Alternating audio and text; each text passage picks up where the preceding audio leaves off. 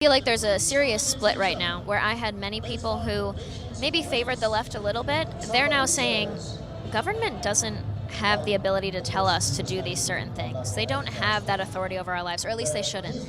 And that's been empowering for me to see, because I'm like, okay, so that's good for them to finally notice this.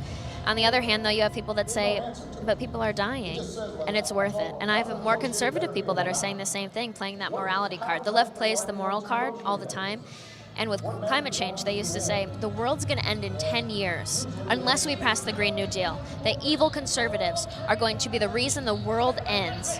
And they would threaten that we were going to die in 10 years, that our children, AOC would go on camera and say, I'm scared to have kids because I don't want to bring them into this world of climate catastrophe.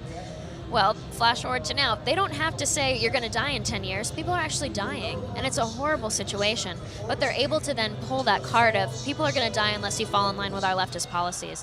So that's been really interesting for me. And I think it goes for saying, a lot of people look at the numbers of a majority of young Americans would choose socialism over capitalism, and they say, well, that's because young Americans haven't felt the direct threat of communism or socialism. And I would say this is our first time feeling the threat of communism or socialism, because communist China lied about this. You guys have been leaders in this, and I followed everything that you've done. I think it's fantastic. But communist China was the root cause of this. They put out propaganda saying it was racist to say that it was from China, and they put out all these messages hiding the fact that it was from them. They lied about this being spread from person to person, and they were successful in their propaganda. And because of what they've done, a communist regime, all of these young people in America, our family small businesses are shutting down. We missed, remember in spring when people were missing their graduations and weddings were canceled for the first time, and prom, remember everybody was sad that prom was canceled. We were all first impacted by communism for the first time, and of course our family members were dying.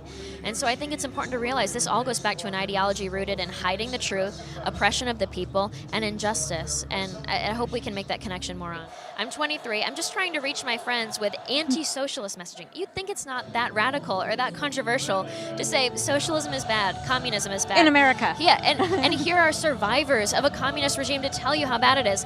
I even have to worry about our content not succeeding or being blocked for being controversial now on social media. So it's that situation where at first it was just the far right that was being blocked. At first it was just the national politicians that were extreme. And now it's 23-year-old anti-socialist, pro-capitalist, classical liberal conservatives. And I actively say, be a conservative, be a Republican, or be a Democrat, but at least be on the foundation of classical liberalism. And now that's not even possible on social media without the potential threat of us having to be silenced. And it's sad. Packing the Supreme Court, all of this is happening at the same time. And for people who are in tune with history and who are aware of the threat that we're facing right now, we understand that America is very fragile and that we aren't exempt from a socialist overthrow, or at least just a socialist decay of slow over time of our policies and our structure and our economy.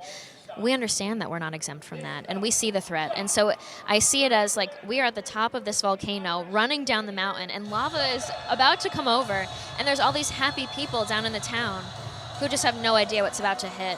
And so when I interview these survivors, they tell me, I kid you not, they tell me I have PTSD watching what's going on in the news today. People who escaped Venezuela say, I look at what's going on with Antifa in Portland, with CHAZ and CHOP, and I have PTSD from what's on the news in America, because it's exactly what happened to us. That's heartbreaking.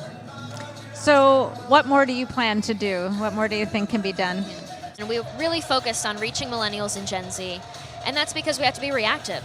Both of these generations missed out on crucial education in the system. They went to college, and then they got their Marxist professors, and then they had pop culture and the indoctrination of Hollywood and then mainstream media, and it all pushes this false lie of the left.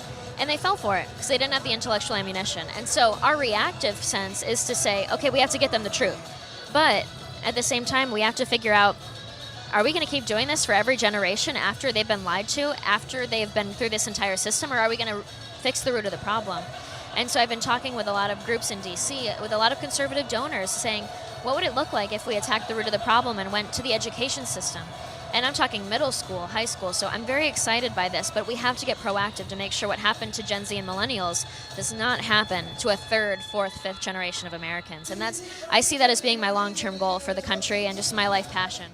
Cute-servative is exactly what it sounds like. It's a conservative young woman who is cute, and we're not pop culture deficient, and we like fashion, and we like to keep up with the Kardashians, and it's not actually that crazy. There's a lot of us out there, and my show covers pop culture from a conservative perspective and kind of gives a voice to young women who find themselves liking that kind of entertainment, wanting to consume it, except they always have to take it with a left-wing spin, and my show gives them an alternative to that. So can you give me an example of a story you might cover and how you cover it? Well, we talked about, let me think here, we talked about Cardi B and, wanting her taxes lowered and saying, like, where's all my money going, Uncle Sam? Can you please tell me where all my money's going? Of course, Cardi B was an endorser of Bernie Sanders and is all about socialism, all about the Democrat Party and all these different things. And so I kind of call it out and I'm like, look, if you want things like lower taxes, conservatives want the same thing. What's funny is a lot of people, and I think Cardi B is one of them, they actually are conservative. They just don't realize it. They've never been exposed to conservative ideas. Maybe growing up, the only thing they were told is this stereotype that conservatives are, of course, the things we always hear, racists, homophobes, bigots, every ist in the book. And so my show really helps kind of destroy that narrative and that stereotype that, like, look, a conservative can be anyone, and you probably agree with a lot more of what we believe than you think. You just have been, told the wrong things about us. I was a student at the University of Central Florida studying broadcast journalism. I had a professor who essentially told all the students to show initiative except for me, and he knew that I had conservative viewpoints and I was a strong Christian. So I wanted to cover a story about a medical bus that would deliver sonograms and free pregnancy tests and just cover it from a health perspective of what's new on campus. So this bus was a mobile medical unit. But then he told me I only was able to interview someone who would theoretically protest this bus, which I've never heard of someone like that before. So I had to go find someone, and then I was not even allowed to interview anyone who was from the bus itself, basically telling me I could only cover it from a leftist perspective from a student who was pro-choice. I was only able to use her soundbite and couldn't cover anything else. So I experienced censorship while a student at the University of Central Florida, and also a little bit with my time at National Public Radio as well. Did you produce that story in the end? So at the end, I did produce the story, but he wouldn't let it go on air. So he controlled whatever I published, and unfortunately would not let me talk about what I wanted to talk about, even from a neutral perspective as a journalist. Also at my time at NPR, when I wanted to pitch stories regarding President Donald Trump or anything that might have a similar topic, they discouraged me from talking about those things. And while I was in the studio, I experienced not as bad of an environment, but a situation where I couldn't pitch ideas, I think, freely that I wanted to cover, maybe that might have been in a positive light with President Donald Trump. So I decided to create my own YouTube channel, which is Conservative Shoutout. And that way I'm able to publish what I want to say freely.